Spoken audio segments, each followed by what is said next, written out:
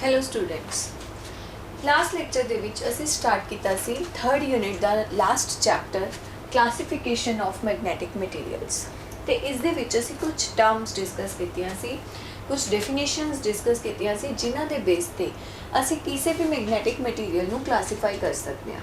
ਠੀਕ ਹੈ, ਤੇ ਅੱਜ ਅਸੀਂ ਡਿਸਕਸ ਕਰਨ ਜਾ ਰਹੇ ਹਾਂ ਕਿ ਕਿਹੜੇ ऐसे मटीरियल्स ने मतलब किस तरह कोई भी गिवन मटीरियल है उसनों असी किहड़ी कैटेगरी दे विच डिवाइड करांगे ते उहदे किहड़े बेसिस ने। ठीक है, देखो अर्थ के ऊपर बहुत सारे एलॉयज ने, ठीक है, कंपाउंड ने, कुछ जिहड़े कंपाउंड्स ने वो असी लैबोरेटरी दे विच बनाए। ठीक, तां फैराडे ने की कीता, एक मैथड दिता जिहदे थ्रू असी जिन्ने भी मैगनैटिक मटीरियल्स ने उन्होंने 3 कैटेगरीज दे विच क्लासीफाई कर सकते हैं। ठीक है, किहड़ियां कैटेगरीज ने साडे कोल? सब तो पहला आंदे ने डायामैगनैटिक मटीरियल्स। डायामैगनैटिक मटीरियल्स ये है फर्स्ट कैटेगरी। सेकंड है साडे कोल पैरामैगनैटिक मटीरियल्स एंड लास्ट है साडे कोल फेरोमैगनैटिक materials.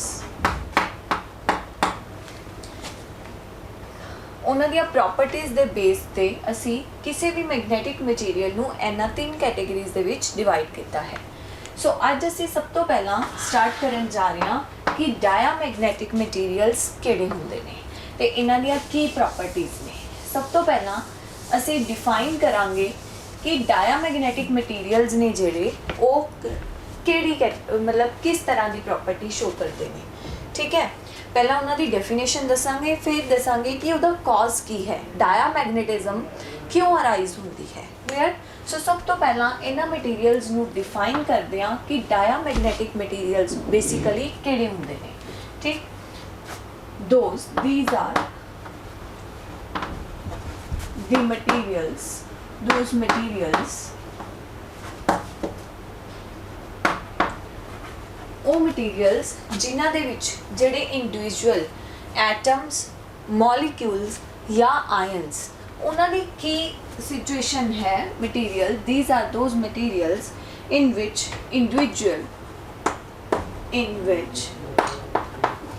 individual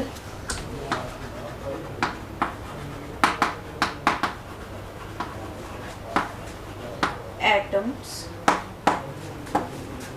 molecules, oblique ions do not possesses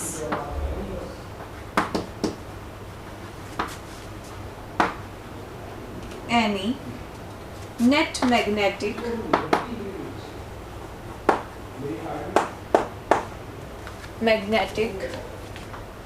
moment their own। Diamagnetic material किहड़े ने? वो मटीरियल जिन्हां दे विच कोई भी अगर असी उस मटीरियल दा इंडिविजुअल एटम लईए, मॉलिक्यूल लईए या आयन लईए, do not possesses any net magnetic moment. उस इंडिविजुअल या वो एटम होवे या वो मॉलिक्यूल होवे या वो आयन होवे, ਉਹਦੀ अपनी कोई नेट मैगनैटिक मोमेंट नहीं होएगी। सो बेसिकली ਜਿਹੜੇ डायामैगनैटिक मटीरियल्स ने वो किहड़े मटीरियल्स होए जिन्हां दे विच इंडिविजुअल एटम जिहड़ा है या आयन है या मॉलिक्यूल है उसकी अपनी कोई डाइपोल मोमेंट नहीं होएगी। मीनस कि ਉਹ डाइपोल की तरह बिहेव, मीनस मैगनेट की तरह बिहेव नहीं करेगा इंडिविजुअल। इसी सिर्फ एक सिंगल एटम, मॉलिक्यूल ते आयन की गल कर रहे हैं। ठीक है, इत्थे जिहड़ियां भी डेफिनेशनस ने उन्हां दे विच थोड़ा थोड़ा फर्क है, उस दे नाल ही सारियां उहदियां प्रॉपर्टीज़ ने जिहड़ियां चेंज हो जाणगियां। सो तुसी बड़ा ही ध्यान रखना है जदों किसी भी मटीरियल नूं डिफाइन करना है कि डायामैगनैटिक, पैरामैगनैटिक या फेरोमैगनैटिक किहड़े मटीरियल्स ने। सो इत्थे असी जदों भी गल करनी है तो एक सिंगल एटम या मॉलिक्यूल या आयन की गल करनी है, ठीक है। सो डायमैग्नेटिक मटीरियल किहड़े होए जिन्हां दे विच किसी भी इंडिविजुअल एटम मॉलिक्यूल और आयन की अपनी कोई नैट डाइपोल मूवमेंट नहीं होएगी। क्लीयर। सो नैक्सट असी दसना है कि इसका कॉज की है, भी किस तरह फिर एक डायमैग्नेटिक मटीरियल है जिहड़ा वो मैगनेट की तरह बिहेव किवें करता है। सो नैक्सट इज़ द कॉज। बहुत ही इंपॉर्टेंट है कि जिहड़ा डायमैग्नेटिक मटीरियल्स ने उन्हां दा कॉज की है, डायमैग्नेटिज्म दा की कॉज है। क्लियर। कॉज की है cause of magnetic moment, cause of magnetic moment, या जिसनों असी इको ही टर्म के विच रखिए cause of magnetisation, cause of magnetisation. देखो इत्थे असी उही टर्म्स यूज़ कर रहे हैं ਜਿਹੜੀਆਂ कि असी अपने लास्ट लैक्चर ਦੇ ਵਿੱਚ डिस्कस कर चुके हैं। उत्थे सब तो पहली टर्म मैं ਤੁਹਾਨੂੰ लिखवाई सी इंटेंसिटी ऑफ मैग्नेटाइजेशन की हुंदी है, ठीक है। उही टर्म्स ਨੂੰ ਅਸੀਂ ਇੱਥੇ यूज़ कर रहे हैं, कॉज दसन ਲਈ भी करांगे ਤੇ ਜਦੋਂ ਇਹਨਾਂ ਦੀਆਂ ਪ੍ਰੋਪਰਟੀਜ਼ ਨੂੰ डिफाइन करना है ਉੱਥੇ भी ਅਸੀਂ सेम टर्म्स ਨੂੰ ही यूज़ करांगे। जिवें परमीएबिलिटी असी स्टडी की सी कि रैलेटिव परमीएबिलिटी की है, ससैप्टेबिलिटी असी स्टडी की सी, तो एदियां प्रॉपर्टीज़ असी उन्हां ही टर्म्स के बेस पे डिफाइन करनियां ने।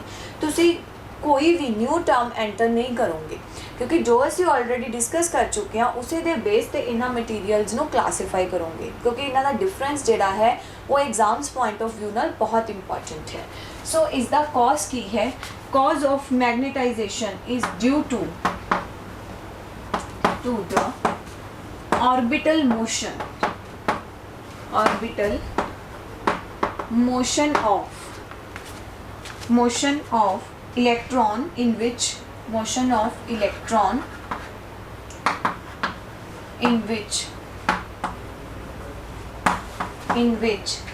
velocity of electron is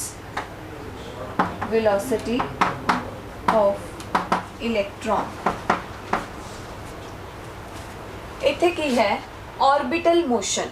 orbital motion किस तरह थोनू पता है कि जिहड़ा इलैक्ट्रॉन है वो न्यूक्लियस के अराउंड रिवॉल्व करता है ते नाल ही नाल वो अपनी एक्सिस ते भी रिवॉल्व करता है, ठीक है। तो जिहड़ा इलैक्ट्रॉन की रेवोल्यूशन है अराउंड द न्यूक्लियस वो की है ऑर्बिटल मोशन, ते जिहड़ा वो अपनी एक्सिस के अराउंड रिवॉल्व करता है उसनों असी की कहना है स्पिन मोशन, ठीक। तो टोटल जिहड़ा और मोशन है मोमेंटम हुंदा है वो दोनों का सम हुंदा है, ऑर्बिटल प्लस स्पिन। सो जिहड़ा डायमैग्नेटिज्म का कॉज है वो की है, magnetisation is due to orbital motion. इत्थे असी इलैक्ट्रॉन के ऑर्बिटल मोशन की गल कर रहे हैं, मीनस जिहड़ा इलैक्ट्रॉन जदों न्यूक्लियस के अराउंड रिवॉल्व कर रहा है उस टाइम पे of electron in which velocity of electron is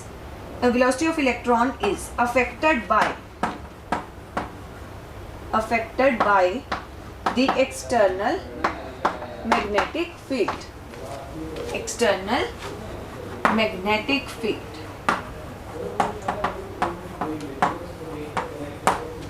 clear। So diamagnetic materials basically किहड़े ने जिन्हां दे विच किसी भी इंडिविजुअल एटम मॉलिक्यूल या आयन की नैट डाइपोल मोमेंट नहीं होती।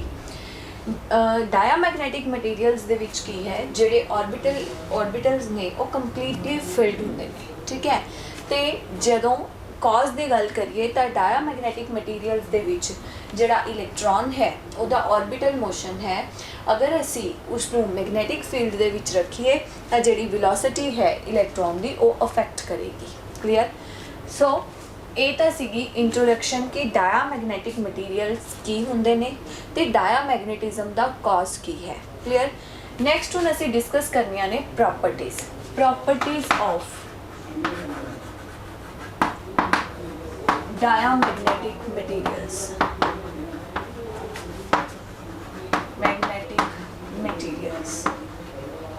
कि डायमैग्नेटिक मटीरियल्स की किस तरह दी प्रॉपर्टीज़ पोजेस करते हैं। फर्स्ट है उसदे विचों कि ਜਦੋਂ ਵੀ ਅਸੀਂ ਕਿਸੇ ਵੀ ਡਾਇਆਮੈਗਨੈਟਿਕ ਮਟੀਰੀਅਲ ਨੂੰ ਯੂਨੀਫਾਰਮ ਮੈਗਨੈਟਿਕ ਫੀਲਡ ਦੇ ਵਿੱਚ ਰੱਖੀਏ ਤਾਂ ਜਿਹੜੀ ਉਸਦੀ ਸ਼ਾਰਟਰ ਐਕਸਿਸ ਹੈ ਮੀਨਸ ਅਸੀਂ ਇਹ ਕਹਿ ਸਕਦੇ ਹਾਂ ਕਿ ਡਾਇਆਮੈਗਨੈਟਿਕ ਮਟੀਰੀਅਲਸ ਆਪਣੇ ਆਪ ਨੂੰ ਇਸ ਤਰ੍ਹਾਂ ਅਲਾਈਨ ਕਰਦੇ ਨੇ ਕਿ ਉਹਨਾਂ ਦੀ ਜਿਹੜੀ ਲੌਂਗ ਐਕਸਿਸ ਹੈ ਜਾਂ ਸ਼ਾਰਟ ਐਕਸਿਸ ਹੈ ਉਹਦੇ ਵਿੱਚ ਮੈਗਨੈਟਿਕ ਫੀਲਡ ਦੇ ਪਰਪੈਂਡੀਕੂਲਰ ਡਾਇਰੈਕਸ਼ਨ ਬਣਦੀ ਹੈ ਲਾਈਕ ਇਹ ਕੀ ਹੈ ਨਾਰਥ ਇਹ ਕੀ ਹੈ ਸਾਊਥ ਤਾਂ ਮੈਗਨੈਟਿਕ ਫੀਲਡ ਇਸ ਡਾਇਰੈਕਸ਼ਨ ਦੇ ਵਿੱਚ ਅਪਲਾਈ ਹੋ ਰਿਹਾ ਹੈ ਫਰੋਮ ਨਾਰਥ ਟੂ ਸਾਊਥ ਤਾਂ ਡਾਇਆਮੈਗਨੈਟਿਕ ਮਟੀਰੀਅਲਸ ਆਪਣੇ ਆਪ ਨੂੰ ਇਸ ਡਾਇਰੈਕਸ਼ਨ ਦੇ ਵਿੱਚ ਅਲਾਈਨ ਕਰ ਲੈਂਦੇ ਨੇ ਮੀਨਸ ਉਹਨਾਂ ਦੀ ਜਿਹੜੀ ਲੌਂਗਰ ਐਕਸਿਸ ਹੋਏਗੀ ਉਹ ਇਸ ਡਾਇਰੈਕਸ਼ਨ ਦੇ ਵਿੱਚ ਪੁਆਇੰਟ ਕਰ ਰਹੀ ਹੈ ਤੇ ਸ਼ਾਰਟਰ ਐਕਸਿਸ ਹੈ ਜਿਹੜੀ ਉਹ ਪਰਪੈਂਡੀਕੂਲਰ ਡਾਇਰੈਕਸ਼ਨ ਦੇ ਵਿੱਚ ਪੁਆਇੰਟ ਆਊਟ ਕਰ ਰਹੀ ਹੈ ਠੀਕ ਹੈ ਸੋ ਜਦੋਂ ਵੀ ਅਸੀਂ ਕਿਸੇ ਵੀ ਡਾਇਆਮੈਗਨੈਟਿਕ ਮਟੀਰੀਅਲ ਨੂੰ ਯੂਨੀਫਾਰਮ ਇੱਥੇ ਯੂਨੀਫਾਰਮ ਵਰਡ ਬਹੁਤ ਹੀ ਜ਼ਿਆਦਾ ਇੰਪੋਰਟੈਂਟ ਹੈ ਯੂਨੀਫਾਰਮ ਵਰਡ ਕੀ ਰੋਲ ਪਲੇ ਕਰਦਾ ਹੈ ਕਿ ਜਿਹੜੀ ਲਾਈਨ ਦੀ ਸਪੇਸਿੰਗ ਹੈ ਉਹ ਇਕੁਅਲ ਹੈ ਤੇ ਡਾਇਰੈਕਸ਼ਨ ਤੁਹਾਨੂੰ ਦਿਖਾ ਰਿਹਾ ਸੀ ਐਰੋ ਦੇ ਨਾਲ ਨਾਰਥ ਟੂ ਸਾਊਥ ਵੱਲ ਪੁਆਇੰਟ ਕਰ ਰਿਹਾ ਹੈ ਸੋ perpendicular to the direction of magnetic field means is the longer axis है JD that is perpendicular to the direction of magnetic field तो so इसनु किस तरह लिख सकते हैं when diamagnetic materials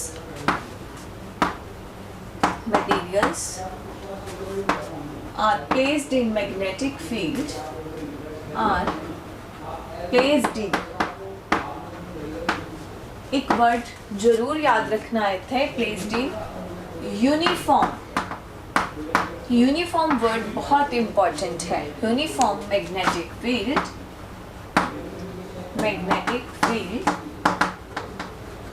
uniform magnetic field दे विच रखिया longer axis the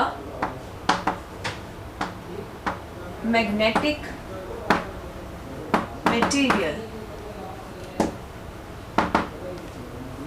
align itself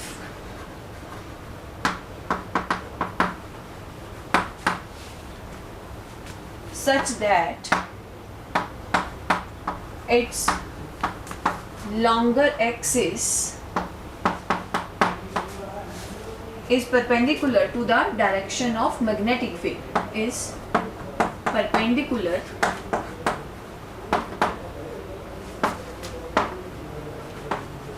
to the direction of magnetic field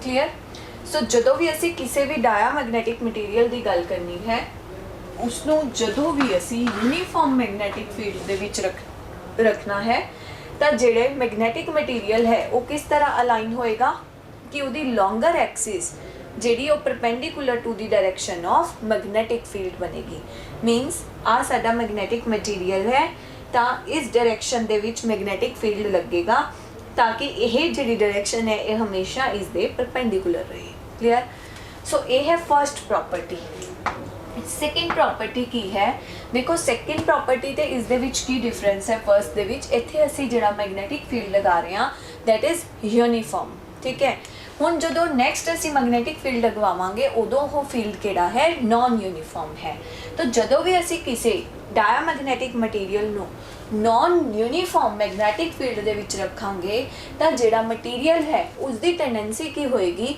ਕਿ ਉਹ ਸਟਰੋਂਗਰ ਫੀਲਡ ਹੈ ਜਿੱਥੇ ਉਥੋਂ ਵੀਕਰ ਫੀਲਡ ਵੱਲ ਨੂੰ ਮੂਵ ਕਰ ਜਾਏ ਕਲੀਅਰ ਹੁਣ ਇਸ ਚੀਜ਼ ਨੂੰ ਸਮਝਣ ਦੇ ਲਈ ਅਸੀਂ ਕੀ ਕਰਦੇ ਹਾਂ एक डायग्राम ਦੀ ਹੈਲਪ ਲੈ ਰਹੇ ਹਾਂ ਸਪੋਜ਼ ਕਰੋ ਫਰਸਟ ਆਫ ਇਨੀਸ਼ੀਅਲੀ ਕੀ ਹੈ ਦੋ ਮੈਗਨੇਟਸ ਨੂੰ ਅਸੀਂ ক্লোਜ਼ ਰੱਖਿਆ ਹੋਇਆ ਹੈ ਬਹੁਤ ক্লোਜ਼ ਠੀਕ ਹੈ ਸੋ ਕੀ ਹੋ ਰਿਹਾ ਹੈ ਇਸ ਜਗ੍ਹਾ ਤੇ ਫੀਲਡ ਬਹੁਤ ਜ਼ਿਆਦਾ ਹੋਏਗਾ क्योंकि दोनों मैग्नेट्स बहुत क्लोज ने तो फील्ड लाइंस बहुत ज़्यादा डेंस होंगियां सो इस पॉइंट पे मैग्नेटिक फील्ड बहुत ज़्यादा है इस दे ऊपर असी एक वॉच ग्लास रखा हुआ है ते वॉच ग्लास दे विच असी की कीता है डायमैग्नेटिक मटीरियल रखा हुआ है लाइक दिस तो की है प्रॉपर्टी की कहती है कि जदों भी असी किसी डायमैग्नेटिक मटीरियल नू ਨੋਨ ਯੂਨੀਫਾਰਮ ਮੈਗਨੈਟਿਕ ਫੀਲਡ ਦੇ ਵਿੱਚ ਰੱਖਾਂਗੇ ਤਾਂ ਕੀ ਹੋਏਗਾ, ਜਿਹੜਾ ਮਟੀਰੀਅਲ ਹੈ that will align itself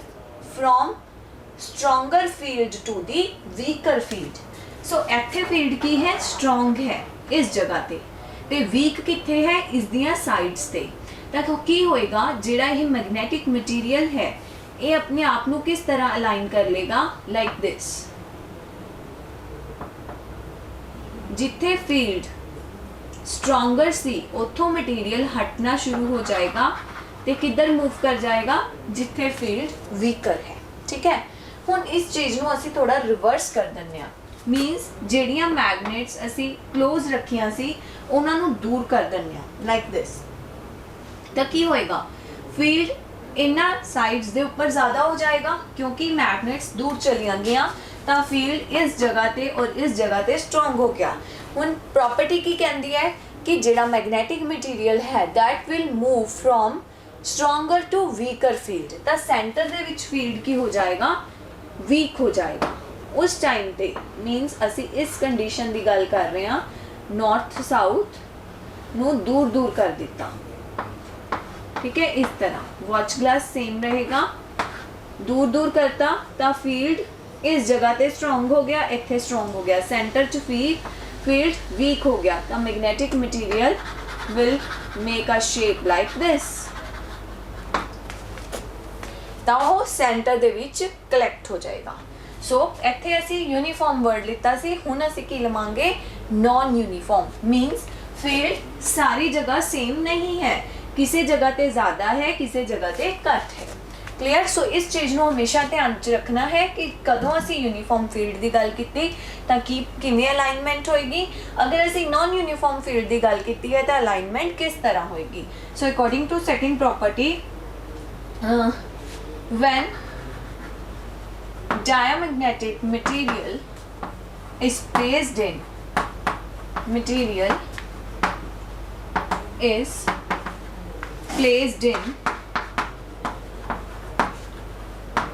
non-uniform।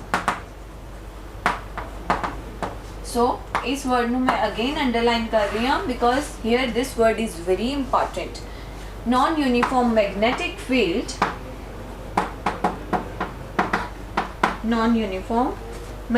field, the material will move from stronger to weaker field।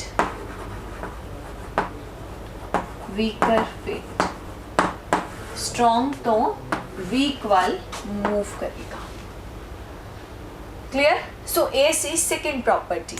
now let's move to the third one। third one property है ਜਿਹੜੀ ਉਹ ਇਸ ਦੇ ਨਾਲ ਥੋੜੀ ਮਿਲਦੀ ਜੁਲਦੀ ਹੈ। ਉਸ ਦੇ ਵਿੱਚ ਕੀ ਹੈ, ਜਿਵੇਂ ਇੱਥੇ ਅਸੀਂ ਡਾਇਆਮੈਗਨੈਟਿਕ ਮਟੀਰੀਅਲ ਨੂੰ ਸੋਲਿਡ ਫਾਰਮ ਦੇ ਵਿੱਚ ਲਿੱਤਾ ਹੈ।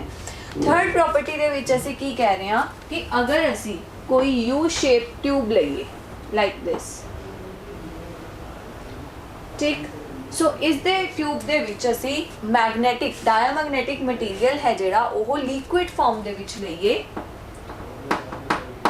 इसनों मैं सैपरेटली नोट नहीं करवाऊंगी क्योंकि ऑलमोस्ट सिमिलर है, सिर्फ डिस्कशन का थोड़ा डिफरेंस है जिसनों तुसी खुद स्पेसिफाई कर सकते हो। अगर असी इस जगह ते फील्ड लगा रही हैं, मीनस इस दे विच डायमैग्नेटिक लिक्विड फिल है, इनिशियली जिहड़ी ट्यूब है उसदी सेम हाइट दे विच असी मटीरियल नू फिल किया है। मीनस दोनों का लेवल सेम है दोनों साइड से। तो जदों तुसी इत्थे फील्ड अप्लाई कर दिता तो की होएगा, जिहड़ा डायमैग्नेटिक मटीरियल का लिक्विड है वो डिप्रैस्ड हो जाएगा। मीनस here it will go down ते दूसरी लिंब दे विचों की हो जाएगा, अप हो जाएगा। ਉਹਦਾ रीजन की है, अगेन सेम रीजन है कि जदों असी किसी भी डायमैग्नेटिक मटीरियल नू नॉन यूनीफॉर्म फील्ड दे विच रखांगे तो की होएगा, material will move from stronger to the weaker field. इत्थे फील्ड स्ट्रोंग हो गया, इत्थे फील्ड की है, वीक है। सो जिहड़ा मटीरियल है that will move from stronger to the weaker field. Clear. So इस तरह ਜਿਹੜਾ डायमैग्नेटिक मटीरियल है अगेन इस साइड तो डिप्रेस हो जाएगा और अप चला जाएगा सेकेंड लिंब दे विच। आई थिंक 3 प्रॉपर्टीज ਜਿਹੜੀਆਂ ਨੇ ਉਹ ਕਲੀਅਰ ਨੇ। ਪਹਿਲੀ ਗੱਲ कि ਜਦੋਂ यूनीफॉर्म मैग्नेटिक फील्ड होएगा तो डायमैग्नेटिक मटीरियल है ਜਿਹੜਾ ਉਹ ਖੁਦ ਨੂੰ ਅਲਾਈਨ ਕਰ ਲੇਗਾ such that its longer axis will be perpendicular to the direction of magnetic field। ਤੇ ਜਦੋਂ ਅਸੀਂ ਗੱਲ ਕਰੀਏ नॉन यूनीफॉर्म फील्ड ਦੀ ਤਾਂ ਜਿਹੜਾ डायमैग्नेटिक मटीरियल है that will move from stronger to the weaker field।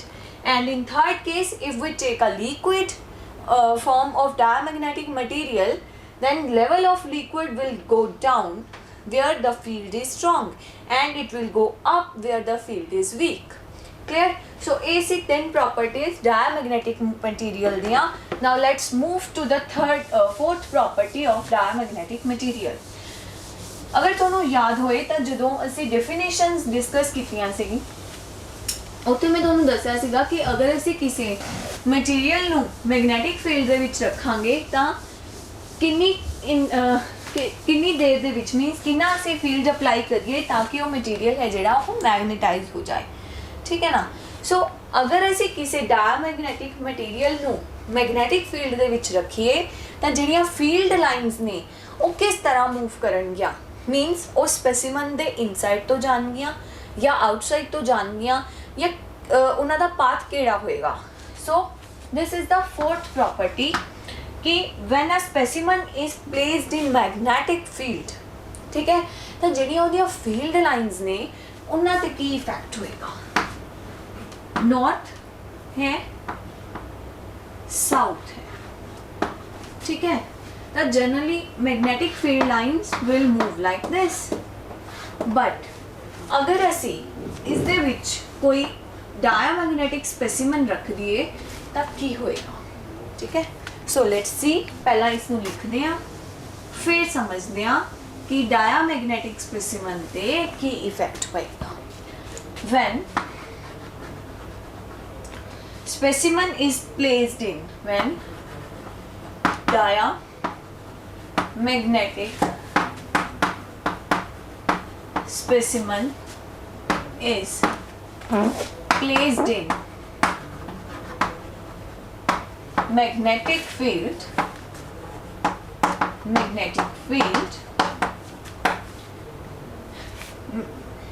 they prefer the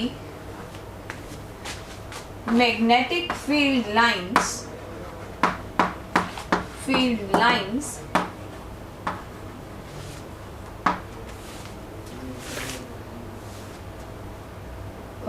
prefer not to pass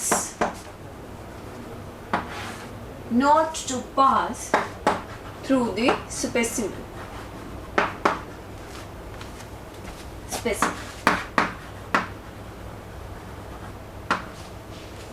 ਕੀ ਹੋਏਗਾ otherwise ਤਾਂ ਲਾਈਨਸ ਇਸੇ ਤਰ੍ਹਾਂ ਜਾ ਰਹੀਆਂ ਸੀ। ਜੇ ਅਸੀਂ ਕੋਈ ਆਇਰਨ ਬਾਰ ਰੱਖਦੇ ਹਾਂ ਤਾਂ ਲਾਈਨਸ ਉਸਦੇ ਇਨਸਾਈਡ ਤੋਂ ਪਾਸ ਆਨ ਕਰਦੀਆਂ ਨੇ।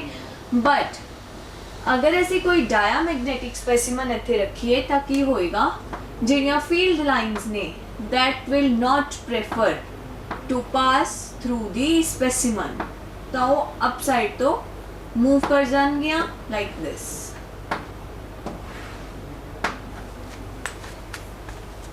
क्लियर मीन्स ਉਹ ਮਟੀਰੀਅਲ ਦੇ ਇਨਸਾਈਡ ਤੋਂ ਪਾਸ ਨਹੀਂ ਕਰਨਗੀਆਂ। ਇਹ ਇਸ ਤਰ੍ਹਾਂ ਲੱਗ ਰਿਹਾ ਹੈ ਕਿ ਜਿਵੇਂ ਉਹ ਮਟੀਰੀਅਲ ਹੈ ਜਿਹੜਾ ਉਹਨਾਂ ਲਾਈਨਸ ਨੂੰ ਰਿਪੈਲ ਕਰ ਰਿਹਾ ਹੈ।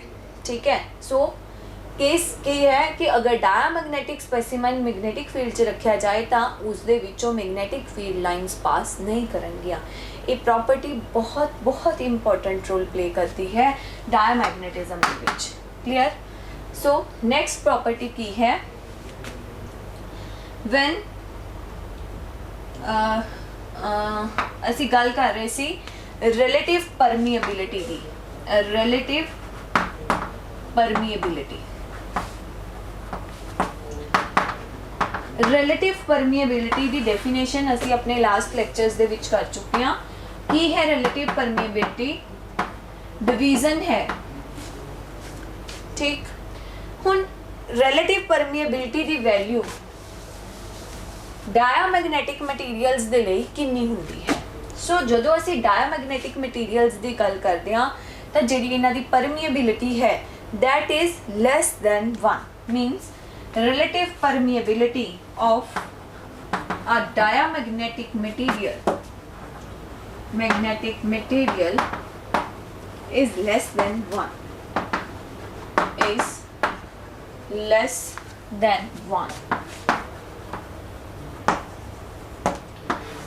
परमीबिलिटी ਹੁੰਦੀ ਕੀ ਹੈ ਇਹ ਸਾਰਾ ਕੁਝ ਅਸੀਂ ਆਪਣੇ ਲਾਸਟ ਲੈਕਚਰ ਦੇ ਵਿੱਚ ਦੱਸ ਚੁੱਕੇ ਹਾਂ so I am not going to repeat that thing ਤੁਸੀਂ ਇੱਥੇ ਸਿਰਫ ਇਹ ਦੇਖਣਾ ਹੈ ਕਿ ਜੋ ਅਸੀਂ ਡੈਫੀਨੇਸ਼ਨ ਡਿਸਕਸ ਕੀਤੀ ਸੀ ਉਹਦਾ ਜਿਹੜਾ ਨੂਮੈਰਿਕ ਵੈਲਿਊ ਫੈਕਟਰ ਹੈ ਉਹ ਕਿੰਨਾ ਹੈ for a diamagnetic material so relative permeability diamagnetic material ਦੇ ਲਈ ਕਿੰਨੀ ਹੈ ਲੈਸ ਦੈਨ 1 ਹੁਣ ਅਗਲਾ ਫੈਕਟਰ ਹੈ ਸਾਡੇ ਕੋਲੇ ਸਸੈਪਟੇਬਿਲਿਟੀ कि डायमैगनैटिक मटीरियल्स की जी ससैप्टेबिलिटी है वो कितनी है सो अगर तुसी डायमैगनैटिक मटीरियल की ससैप्टेबिलिटी की गल करो तो जी ससैप्टेबिलिटी है दैट इज़ नैगेटिव डायमैगनैटिक मटीरियल्स दे विच जी ससैप्टेबिलिटी मीनस जी काई की वैल्यू है that is negative ससैप्टेबिलिटी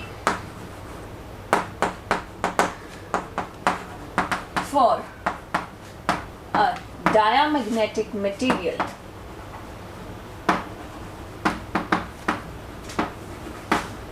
is negative और ये भी बहुत इंपॉर्टेंट प्रॉपर्टी है कि जी ससैप्टेबिलिटी है वो नेगेटिव है फॉर अ डायमैगनैटिक मटीरियल ये तुसी चीज़ां याद रखनियां ने क्योंकि इन्हां दे बेस के उपर ही तुसी जदों न्यूमेरिकल का आंसर फाइंड आउट करते हो तुहानूं दसना हुंदा है कि मटीरियल डायमैगनैटिक है पैरा है या फेरोमैगनैटिक है so let's move to the next property 7th when placed in magnetic field ਜਦੋਂ ਅਸੀਂ ਕਿਸੇ ਵੀ ਡਾਇਆਮੈਗਨੈਟਿਕ ਮਟੀਰੀਅਲ ਨੂੰ ਮੈਗਨੈਟਿਕ ਫੀਲਡ ਦੇ ਅੰਦਰ ਰੱਖੀਏ ਤਾਂ ਉਸ ਦੇ ਵਿੱਚ ਜਿਹੜੀ ਮੈਗਨੇਟਾਈਜੇਸ਼ਨ ਹੁੰਦੀ ਹੈ ਪ੍ਰੋਡਿਊਸ ਉਹ ਕਿਸ ਡਾਇਰੈਕਸ਼ਨ ਦੇ ਵਿੱਚ ਹੁੰਦੀ ਹੈ ਠੀਕ ਹੈ ਆਲਦੋ ਮੈਂ ਇਹਦਾ ਰਫ ਆਈਡੀਆ ਤੁਹਾਨੂੰ ਇਹਨਾਂ ਪ੍ਰੋਪਰਟੀਜ਼ ਦੇ ਵਿੱਚ ਦੇ ਚੁੱਕੀ ਹਾਂ ਬਟ ਉਹਨੂੰ ਥੋੜਾ ਕਲੀਅਰ ਵੇ ਨਾਲ ਲਿਖਦੇ ਹਾਂ ਕਿ ਕੀ ਹੁੰਦਾ ਹੈ when a diamagnetic material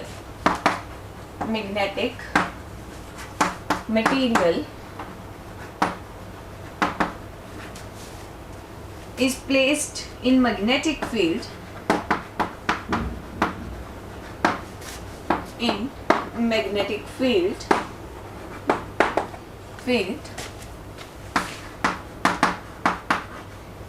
it develops a weak magnetization it develops a weak magnetization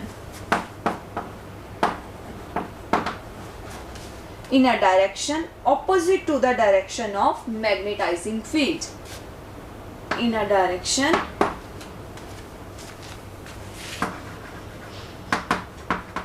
opposite to the direction of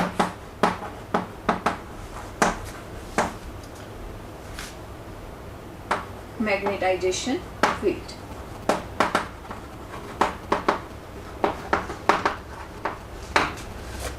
clear जिस डायरेक्शन ਦੇ ਵਿੱਚ ਤੁਸੀਂ मैग्नेटिक फील्ड अप्लाई करोगे ਤਾਂ ਜਿਹੜਾ ਵੀ डायमैगनेटिक मटीरियल है ਉਹਦੇ ਜਿਹੜੇ ਐਟਮ ਮੋਲੀਕਿਊਲਸ ਜਾਂ ਆਇਨਸ ਨੇ ਉਹ ਕੀ ਕਰਨਗੇ ਵੀਕ ਮੈਗਨੇਟਾਈਜੇਸ਼ਨ ਡਿਵੈਲਪ ਹੋ ਜਾਏਗੀ ਉਹਨਾਂ ਦੇ ਵਿੱਚ in a direction opposite to the direction of magnetizing field ਔਰ ਇਹ ਚੀਜ਼ ਬਹੁਤ ਬਹੁਤ ਇੰਪੋਰਟੈਂਟ ਹੈ ਔਰ ਇਹੀ ਡਾਇਆਮੈਗਨੈਟਿਕ ਮਟੀਰੀਅਲਸ ਨੂੰ ਬਾਕੀ ਮਟੀਰੀਅਲਸ ਤੋਂ ਡਿਫਰ ਵੀ ਕਰਦੀ ਹੈ ਕਿ ਇਹਦੇ ਵਿੱਚ ਜਿਹੜੀ ਮੈਗਨੇਟਾਈਜੇਸ਼ਨ ਪ੍ਰੋਡਿਊਸ ਹੁੰਦੀ ਹੈ that the direction of that magnetization is opposite to the direction of applied magnetic field clear so ਜਿਹੜਾ field ਤੁਸੀਂ ਅਗਰ right and left to right apply ਕਰ ਰਹੇ ਹੋ then magnetization will produce in right to left direction ਹਮੇਸ਼ਾ opposite ਹੋਏਗੀ ਜਿਸ direction ਦੇ ਵਿੱਚ ਤੁਸੀਂ field ਨੂੰ apply ਕੀਤਾ ਹੋਇਆ ਹੈ ਲਾਸਟ ਤੇ ਬਹੁਤ ਇੰਪੋਰਟੈਂਟ ਪ੍ਰੋਪਰਟੀ ਜਦੋਂ ਹੀ ਤੁਸੀਂ ਮੈਗਨੇਟਾਈਜ਼ਿੰਗ ਫੀਲਡ ਨੂੰ ਰਿਮੂਵ ਕਰੋਗੇ ਠੀਕ ਹੈ ਜਿਵੇਂ ਹੀ ਤੁਸੀਂ ਇਸ ਫੀਲਡ ਨੂੰ ਰਿਮੂਵ ਕਰ ਦਿੱਤਾ ਤਾਂ ਜਿਹੜੀ ਮੈਗਨੇਟਾਈਜੇਸ਼ਨ ਅਪੋਜ਼ਿਟ ਡਾਇਰੈਕਸ਼ਨ 'ਚ ਪ੍ਰੋਡਿਊਸ ਹੋਈ ਸੀ ਉਹ ਵੀ ਖਤਮ ਹੋ ਜਾਏਗੀ मीनस ਜਿਹੜੇ ਡਾਇਆਮੈਗਨੈਟਿਕ ਮਟੀਰੀਅਲਸ ਨੇ ਉਹ ਐਕਚੁਅਲੀ ਮੈਗਨੇਟ ਨਹੀਂ ਹੁੰਦੇ, ਠੀਕ ਹੈ। ਜਦੋਂ ਤੱਕ ਅਸੀਂ ਉਹਨਾਂ ਦੇ ਉੱਪਰ ਫੀਲਡ ਅਪਲਾਈ ਕਰਦੇ ਹਾਂ ਇਹ ਉਦੋਂ ਤੱਕ ਹੀ ਮੈਗਨੇਟ ਦੀ ਤਰ੍ਹਾਂ ਬਿਹੇਵ ਕਰਦੇ ਨੇ, ਅਦਰਵਾਈਜ਼ ਮੈਗਨੈਟਿਕ ਨਹੀਂ ਹੁੰਦੇ। ਕਲੀਅਰ? ਸੋ ਰਾਈਟ ਡਾਊਨ। देखो ये प्रॉपर्टीज़ बहुत इंपॉर्टेंट ने, इन्होंने विच बहुत माइन्यूट डिफरेंस है, दैट्स वाई मैं एक एक प्रॉपर्टी नूं बड़े ही डिटेल नाल डिस्कस कर रही हाँ, क्योंकि इन्हां दे विचों क्वेश्चन आना ही आना है एग्जाम दे विच। तो बड़े ध्यान नाल इन्हां प्रॉपर्टीज़ नूं देखना है तुसीं कि की हो रहा है इन्हां दे विच। सो पहला असीं कहा कि जदों असीं इन्हां नूं फील्ड दे विच रखांगे, मैगनेटाइजिंग फील्ड दे विच, तां मैग्नेटाइजेशन डेवलप होएगी in the direction opposite to the direction of applied magnetising field. हुण नैक्सट असीं की कह रहे हैं, as soon as the magnetizing field is removed की होएगा, it loses its magnetization। the magnetic material या the diamagnetic material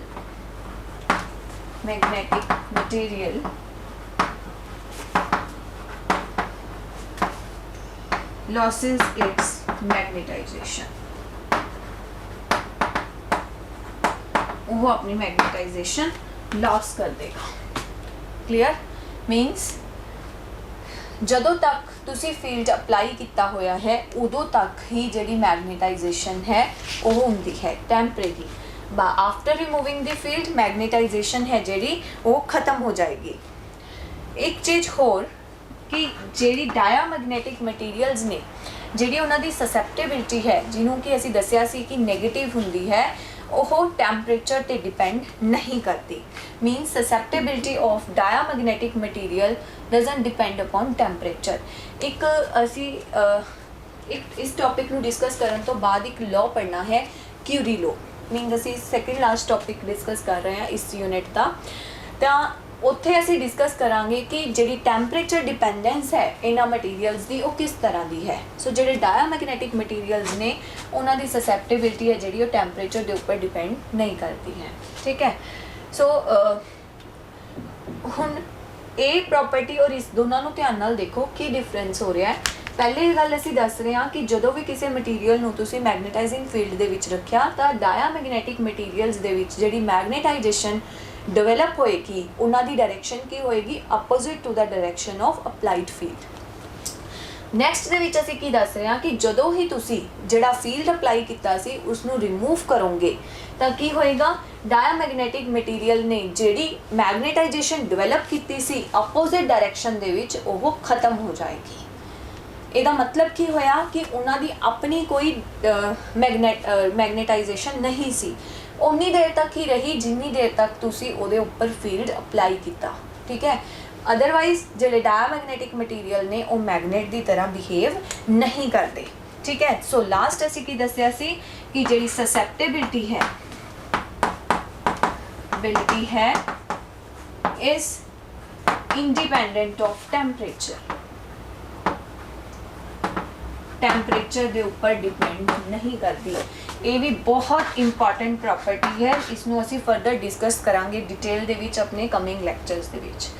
so last दे विच असीं दसना है कि किहड़ियां एग्जांपल्स ने डायमैगनेटिक मटीरियल दियां। सो डायमैगनेटिक मटीरियल बिस्मिथ हो गया, लेड हो गया, गोल्ड हो गया, एक्सेट्रा, ये सारे की ने डायमैगनेटिक मटीरियल्स ने।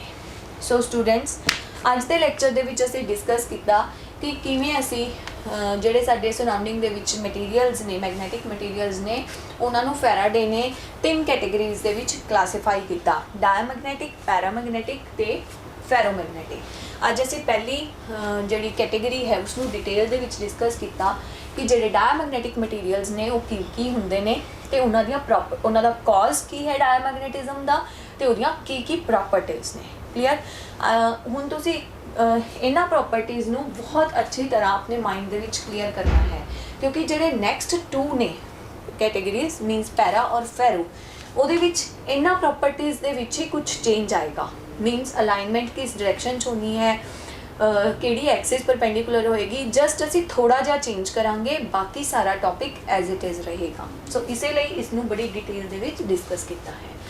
ਸੋ ਅੱਜ ਦੇ ਲੈਕਚਰ ਦੇ ਲਈ ਇੰਨਾ ਹੀ। ਮਿਲਾਂਗੇ ਆਪਣੇ ਅਗਲੇ ਲੈਕਚਰ ਦੇ ਵਿੱਚ ਤੇ ਡਿਸਕਸ ਕਰਾਂਗੇ ਸੈਕਿੰਡ ਟਾਈਪ ਮੈਗਨੈਟਿਕ ਮਟੀਰੀਅਲਸ ਦੀ, ਪੈਰਾਮੈਗਨੈਟਿਕ ਮਟੀਰੀਅਲਸ। ਸੋ ਅੱਜ ਦੇ ਲੈਕਚਰ ਦੇ ਲਈ ਇੰਨਾ ਹੀ। Thank you so much.